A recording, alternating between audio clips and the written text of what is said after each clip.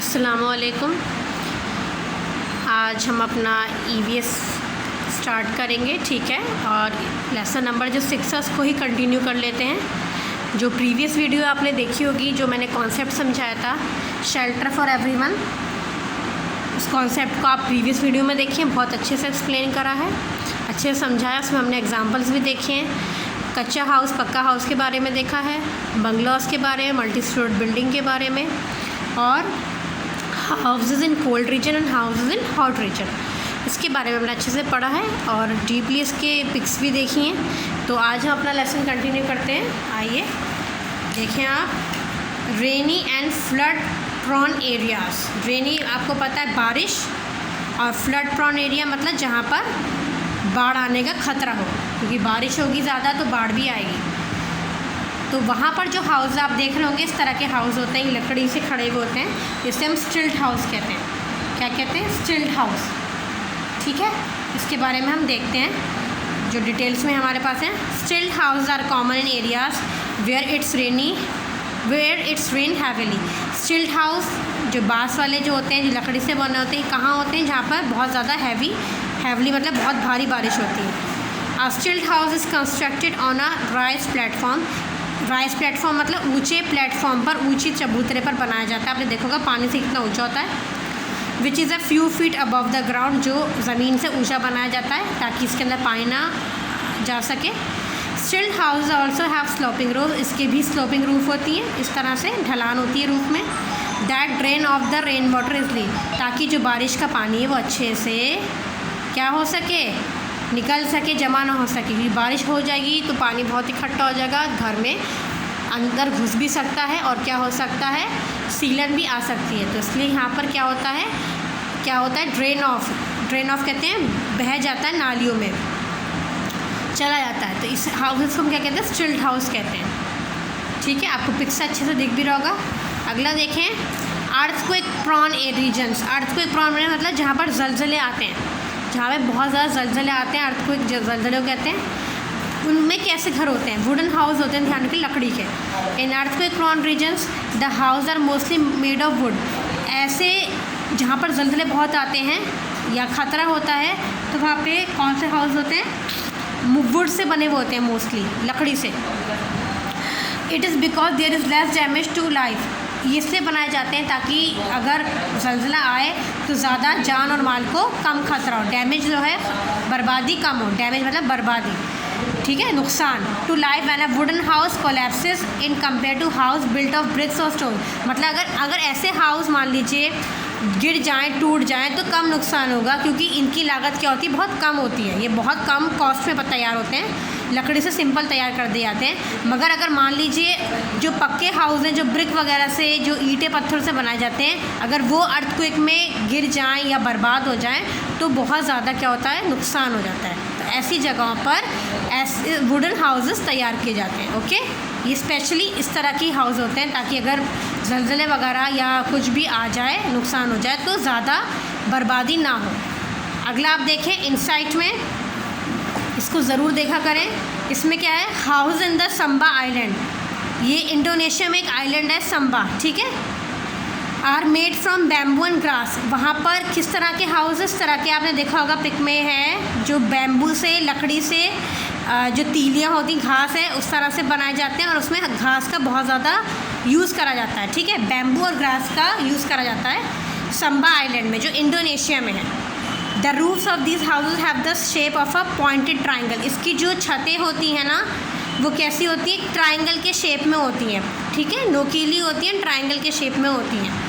तो ये भी हमें पता होना चाहिए कि दूसरे कंट्रीज़ के अंदर, जैसे हमारा इंडिया के अंदर भी आपने देखा हर तरह का मौसम होता है, रेनी भी होता है, कोल्ड रीजन भी होता है, हॉट रीजन भी होता है। बट इंडोनेशिया जो है एक आइलैंड, एक कंट्री है, उसके अंदर एक आइलैंड है संबा। वहाँ पर क्या होता है? इस तरह के हाउस बनाए जाते हैं ताकि कोई भी, जैसे कि बारिश हो या कुछ भी हो, या फिर जो नुकसान हो वो कम हो सके। तो वो पॉइंटेड ट्राइंगल के एक त्रिकोण की तरह बनाया जाता है, शेप। क्लियर है? इसके बाद हाँ स्टूडेंट्स, एक चीज़ मैं आपको नॉलेज देना चाहती हूँ, आपकी जनरल नॉलेज इससे गेन होगी। जैसा भी हमने पढ़ा ना, अर्थक्वेक जहाँ पर आता है तो वुडन हाउस होते हैं। आपने देखा होगा न्यूज़ वगैरह में कि जापान जो कंट्री है उसके अंदर भी बहुत से अर्थक्वेक आते हैं, और अभी रिसेंट पिछले कुछ सालों में भी बहुत तबाही हुई है। तो वो लोग भी क्या करते हैं, वुडन ही हाउसेस बनाते हैं ताकि उनका नुकसान कम से कम हो सके और वो दोबारा से इसको कंस्ट्रक्ट कर सके। ठीक है, चलिए आगे देखते हैं अपना नेक्स्ट आपका जो टॉपिक है, प्लानिंग अ हाउस। घर किस तरह से बना, प्लानिंग मतलब अपना इरादा क्या करें, अपने घर को किस तरह से हम प्लान करें। ठीक है, today in most cities and towns a plan called the master plan is prepared.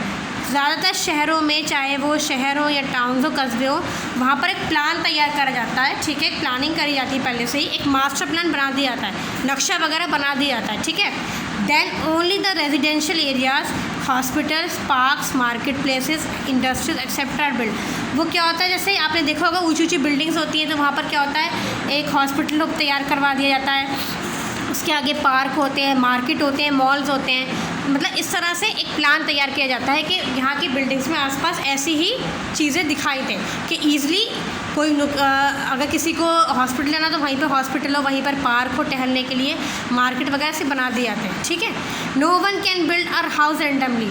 अपनी तरफ से कोई दूसरा इंसान वहाँ पे हाउस नहीं बना सकता है।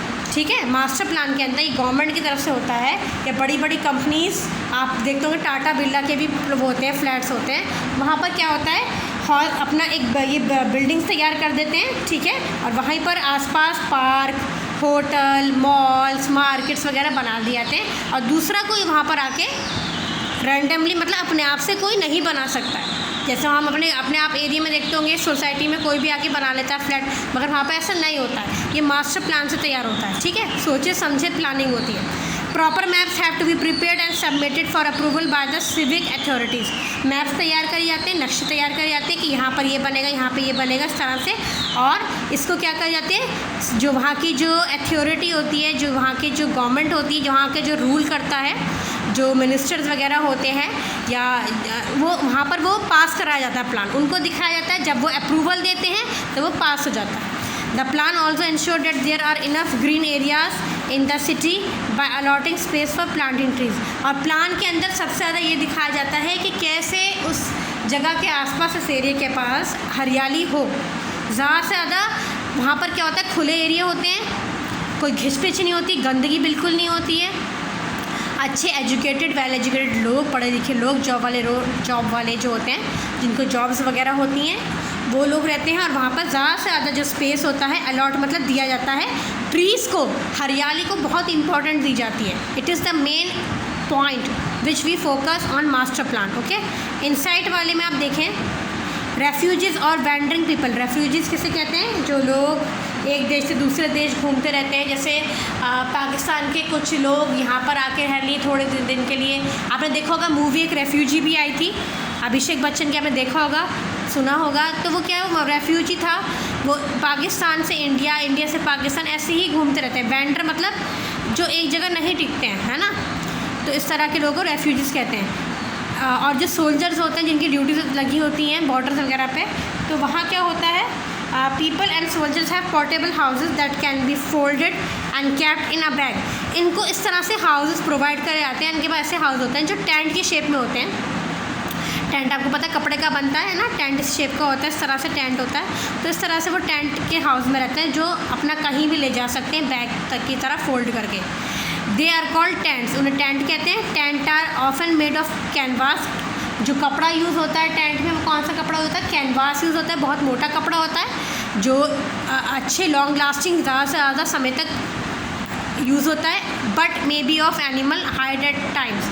मगर क्या होता है, इसके अंदर ये भी खतरा होता है, कभी कभी इसके अंदर जानवर भी आके छुप सकते हैं, क्योंकि ये खुला हुआ होता है। ये जंगलों में मतलब बना सोल्जर्स की ड्यूटी लग रही है, या कोई जो लोग होते हैं, जो रेफ्यूजीज वगैरह, वो इस तरह के हाउसेस टेंट वाले यूज़ करते हैं अपनी ईजली मूवमेंट के लिए। ओके स्टूडेंट्स, आपने देखा होगा हमने आज कितने सारे हाउसेस के बारे में पढ़ा। स्टिल्ट हाउस के बारे में पढ़ा, जो रेनी सीजन में, रेनी वाले रीजन में यूज़ होता है। अर्थक्वेक हाउस वाले प्रोन एरियाज़ में, इंडोनेशिया में ये जो होता है पॉइंटेड ट्रायंगल का यूज़ होता है। और अगर हम मास्टर प्लान के हाउस देखें, वहाँ पर इस तरह के हाउस बनाए जाते हैं, ठीक है, बड़ी बड़ी हाई सोसाइटीज़ में। और आपने लास्ट में देखा रेफ्यूजीज़ और सोल्जर्स के जो हाउस होते हैं टेंट होते हैं। ओके, नेक्स्ट वीडियो में हम इसके आगे पढ़ेंगे कि हम किस तरह से जो कौन कौन से वो एनिमल्स होते हैं जो एक साथ रहते हैं जैसे इंसान रहते हैं, और उनकी क्या क्या वो क्वालिटीज़ होती हैं, क्या क्या फीचर्स होते हैं। तो आप नेक्स्ट वीडियो का वेट करिएगा और इस वीडियो को अच्छे से देखिएगा और इसके जितने भी डिफ़िकल्ट वर्ड्स हैं उनको अंडरलाइन कर लेगा। Okay, see you in next online class. अस्सलाम वालेकुम।